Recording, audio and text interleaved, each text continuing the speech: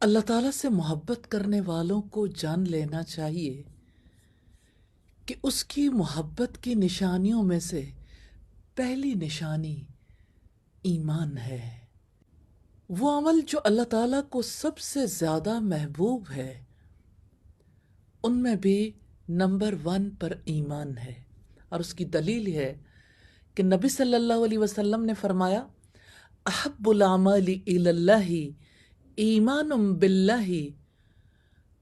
अल्लाह ताला के यहाँ सबसे बेहतरीन अमल अल्लाह ताला पर ईमान लाना है। फिर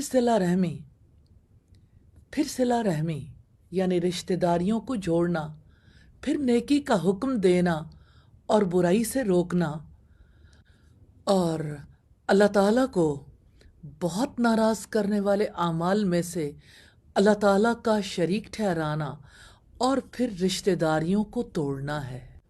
हकीकत यह है कि जो ईमान रखता है वही अल्लाह ताला से सबसे बढ़कर मोहब्बत करता है। और उसकी दलील है कुरान हकीम की आयत, वल्लज़ीना आमनु अशद्दु हुब्बन लिल्लाह। और जो लोग ईमान लाए वो अल्लाह ताला की मोहब्बत में शदीद हैं। अल्लाह ताला हमें ईमान की बुलंदियां नसीब करे और अल्लाह ताला हमें अपनी मोहब्बत नसीब करे। तो जो अल्लाह ताला से मोहब्बत रखते हैं वो दुनिया में नेकी के काम करते हैं।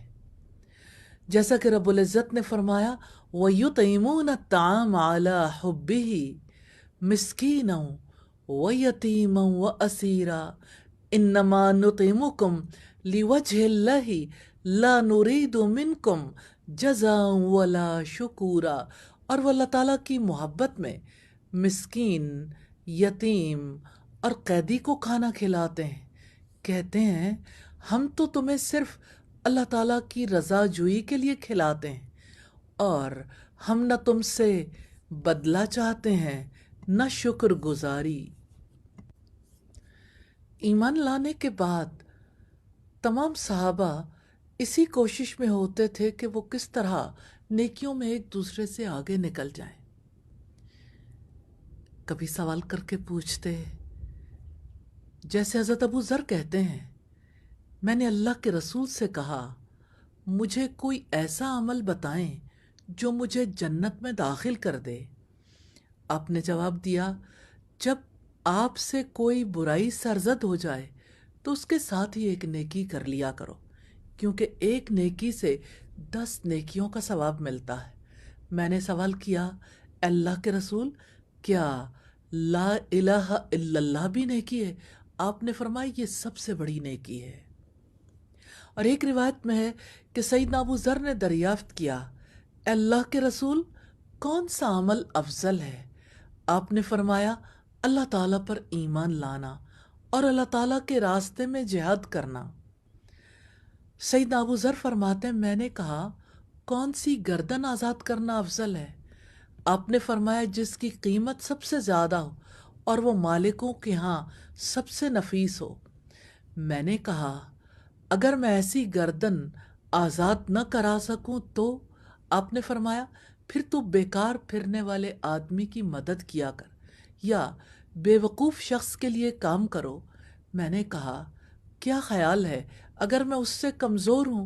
आपने फरमाया तू लोगों को शर से बचाए रख, बस तेरा ये काम भी सदका होगा जो तू अपनी जान पर करेगा। और साहबा हमेशा अपने ईमान की फ़िक्र में भी रहते थे। सईदना हंज़ला बयान करते हैं, एक दिन हम रसूलुल्लाह के पास थे, आपने हमें नसीहत की और दोज़ख का तज़किरा किया।